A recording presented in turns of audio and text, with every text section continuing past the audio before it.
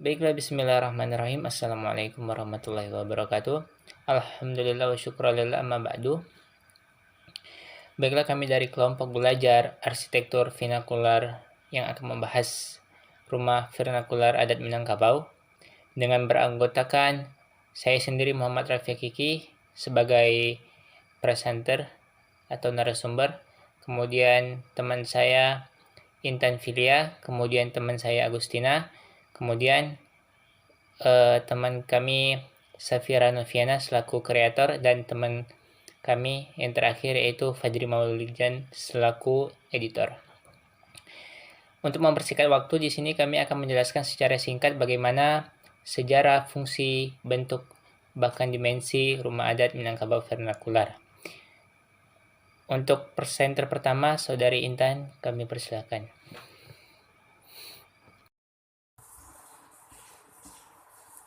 Arsitektur vernakular Minangkabau. Apa itu arsitektur vernakular? Bagaimana arsitektur vernakular Minangkabau? Serta bagaimana arsitektur vernakular di Minangkabau bisa terbentuk? Dan apakah ada perubahan dari peradaban arsitektur vernakular di Minangkabau? Arsitektur vernakular merupakan wujud arsitektur asli dari suatu golongan masyarakat tertentu. Arsitektur vernakular terbentuk dari proses yang berlangsung lama dan berulang-ulang, dari tradisi turun-temurun sesuai perilaku, kebiasaan, adat, dan budaya di tempat asalnya. Suatu karya arsitektur vernakular mendapat pengaruh dari berbagai faktor, salah satunya yaitu faktor budaya. Hal ini juga berlaku pada arsitektur vernakular Minangkabau yang tergambar dalam wujud rumah gadang. Sejarah singkatnya, asal-usul rumah gadang juga seringkali dihubungkan dengan kisah perjalanan nenek moyang orang Minang. Konon ceritanya, bentuk badan rumah gadang Minangkabau yang menyerupai tubuh kapal adalah meniru bentuk perahu nenek moyang pada masa lampau. Perahu nenek moyang ini dikenal dengan sebutan lancang. Rumah gadang merupakan representasi dari pola dan cara hidup masyarakat Minangkabau yang juga sangat erat kaitannya dengan nilai-nilai dan pandangan hidup yang dianut oleh masyarakat Minangkabau itu sendiri. Islam di Minangkabau. Rumah gadang sudah ada atau dikenal di ranah Minang sebelum Islam masuk ke Minangkabau secara merata pada abad ke-16. Setelah Islam masuk, tidak ada perubahan yang mencolok dari bentuk dan struktur rumah gadang karena nilai-nilai yang diterapkan pada rumah gadang sebelumnya ternyata cocok dengan nilai-nilai yang terkandung dalam agama Islam. Umumnya, rumah gadang yang terdapat pada tiap daerah di kawasan Minangkabau tidak mempunyai perbedaan yang mendasar. Namun secara khusus, setiap luhak memang mempunyai ciri khas tertentu dalam arsitektur rumah gadangnya seperti perbedaan detail elemen arsitektural. Ruang lingkup pembahasan arsitektur vernakular Minangkabau. Yang pertama, karakteristiknya, kasus menarik, ciri-ciri, dan filosofi. Yang kedua, material, penggunaan material secara keseluruhan bangunan dan asal material. Yang ketiga, bentuk atau dimensi, bentuk dan wujud, organisasi ruang, denah, pembagian, susunan ruang. Serta yang terakhir fungsinya, fungsi dari ruang-ruang dan fungsi umum dari rumah gadang. Selanjutnya, karakteristik rumah Minangkabau. Yang pertama, filosofi atap perahu. Memiliki bentuk yang mirip dengan perahu jika dilihat secara keseluruhan, yakni kecil pada bagian bawah dan besar pada bagian atasnya. Dua, peletakan tiang. Tiang rumah adat Minangkabau ini ditanamkan ke tanah seperti layaknya bangunan rumah pada umumnya, melainkan ditumpu di atas yang datar, yang kuat dan lebar. Yang ketiga, ukiran berwarna. Rumah adat Minangkabau memiliki ciri ukiran dengan bentuk unik dan berwarna-warni.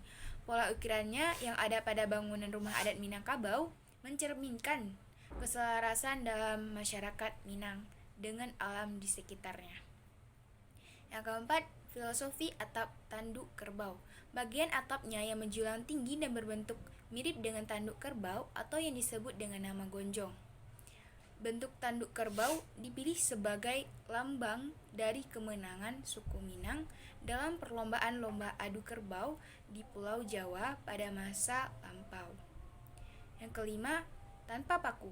Meski tidak menggunakan paku, tapi bahannya justru bisa kuat dan tahan lama hingga puluhan tahun lebih. Sebagai ganti dari paku, ada pancang yang terbuat dari kayu. Yang keenam, satu tangga. Memiliki satu tangga sebagai jalur akses utama yang diletakkan tepat di depan pintu utama. Satu-satunya tangga melambangkan kepercayaan terhadap Tuhan Yang Maha Esa.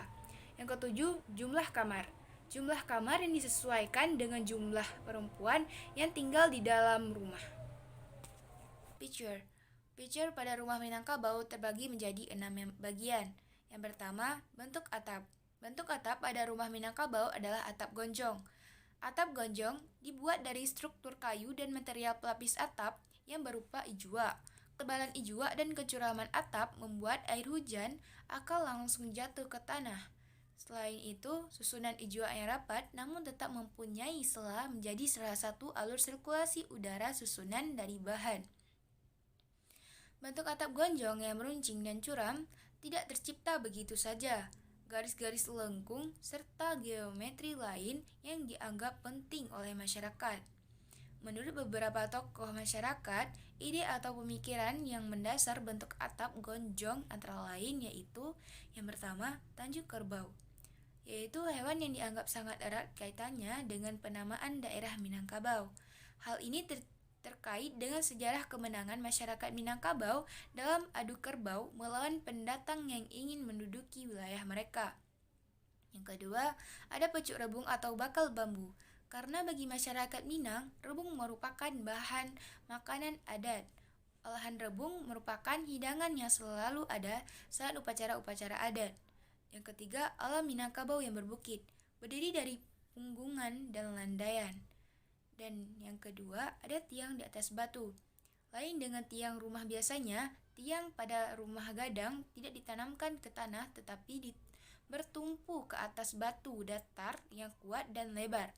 Hal ini bertujuan jika terjadi gempa, rumah gadang akan bergerak di atas batu datar tiang itu berdiri. Yang ketiga, ukiran berwarna.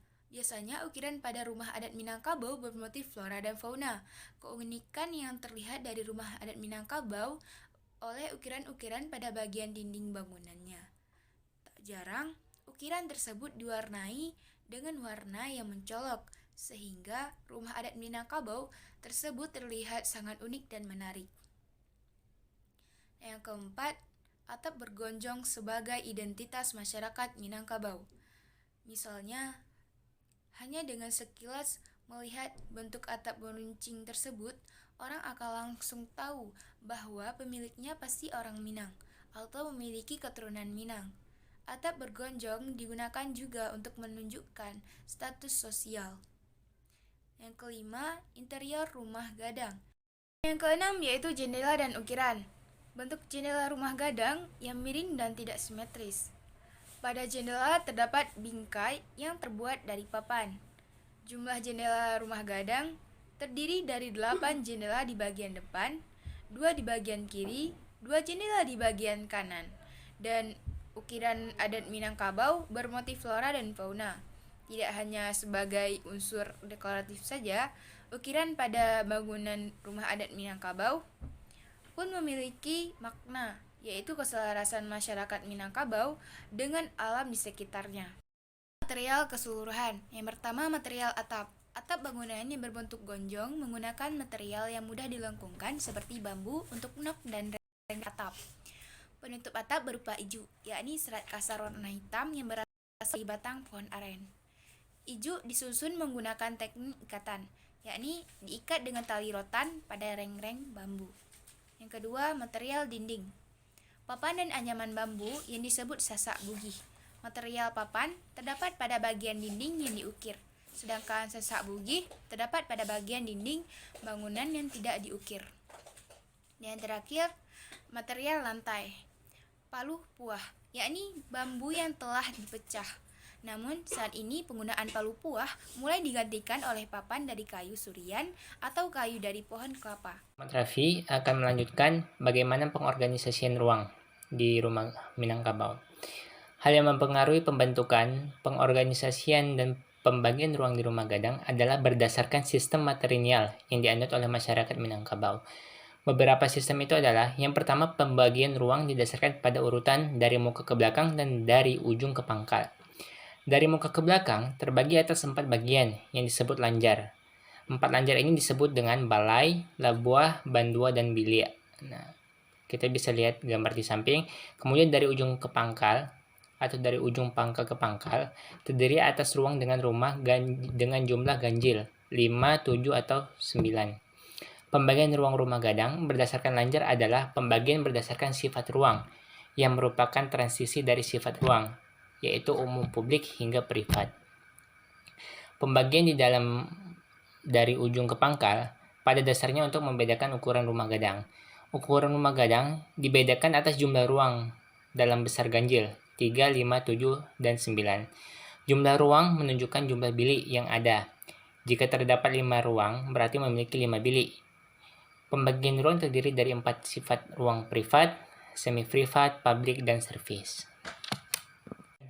Berdasarkan fungsi, rumah adat Minangkabau dibagikan menjadi 3 fungsi. Di sini kami membagi menjadi 3 fungsi. Yang pertama yaitu fungsi adat istiadat. Rumah gadang merupakan rumah utama yang dimiliki oleh sekelompok masyarakat Minangkabau yang diikat oleh suatu suku tertentu sebagai rumah utama. Rumah gadang merupakan tempat untuk melaksanakan acara-acara adat dan acara penting lainnya dari suku yang bersangkutan. Kemudian kedua, fungsi kontemporer. Fungsi yang tidak berlangsung setiap hari dan hanya berlangsung di waktu tertentu. Penggunaan ruang yang bersangkutan pada fungsi ini berhubungan dengan kegiatan adat biasanya. Kemudian yang ketiga, fungsi umum. Anjuang, yaitu bagian lantai yang ditinggikan pada ujung dan pangkal rumah gadang berfungsi sebagai tempat duduk-duduk dan istirahat anak gadis serta tempat menenun, sebagai tempat tinggal sebagai unsur kelengkapan adat. Kemudian, untuk proses pembangunan rumah adat Minangkabau itu dibagi menjadi 3. Yang pertama yaitu proses perencanaan atau perancangan. Perencanaan pembuatan rumah gadang dimulai dengan mengadakan musyawarah antar anggota keluarga dari kaum yang bersangkutan. Musyawarah dipimpin oleh Tungganai. Setelah ada kata sepakat untuk melanjutkan rencana pembangunan rumah gadang, diadakanlah pertemuan yang melibatkan seluruh Tungganai kampung.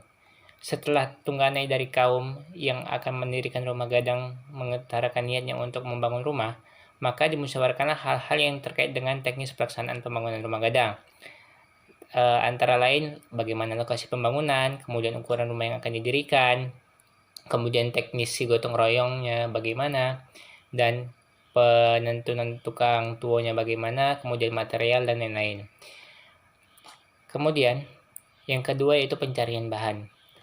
Bahan atau material yang dianggap paling penting untuk membangun rumah gadang adalah kayu untuk tonggak yang berfungsi sebagai tonggak utama.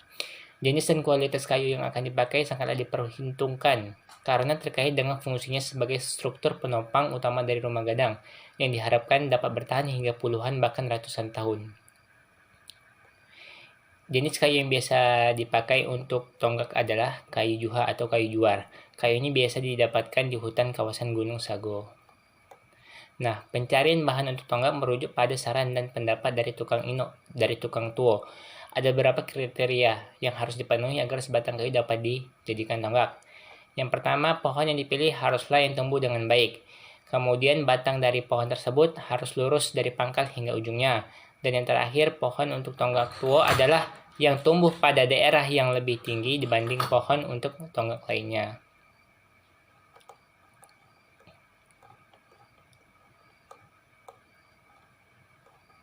Kemudian yang ketiga, proses pembangunan. Setelah kecukupan bahan dan ekonomi untuk membangun rumah gadang dirasa sudah memadai, maka proses pembangunan siap untuk dilaksanakan. Namun sebelum membangun rumah gadang benar-benar dimulai, hal yang terlebih dahulu dilakukan adalah mengeluarkan tonggak dari tabe atau hutan dan membawanya ke lokasi pembangunan, yang dilakukan secara bergotong royong oleh orang kampung. Pun perubahan dari zaman atau dari masa ke masa. Perubahan-perubahan yang terjadi pada rumah Minangkabau dalam perkembangannya adalah penambahan ruang ke arah belakang dan ke samping yang menempel dengan bangunan induk sesuai dengan kebutuhan dan perkembangan zaman. Penambahan ruangan ini tersebut tetap mempertahankan ruang-ruang yang ada pada denah asli, di mana penambahan ruang tersebut lantainya turun ke bawah atau tidak selevel dengan lantai rumah induk asli. Ruangan yang ditambahkan itu seperti kamar atau WC, dapur, ruang makan, dan kamar-kamar. Ada juga yang menambahkan kamar atau bilik di ruang serambi yang disebut dengan istilah bilik bujung. Baiklah, mungkin sekian dari kami. Apabila ada kesalahan dari perkataan kami mohon maaf. Dan apabila ada yang kurang, mungkin bisa kita perbaiki bersama. Wassalamualaikum warahmatullahi wabarakatuh.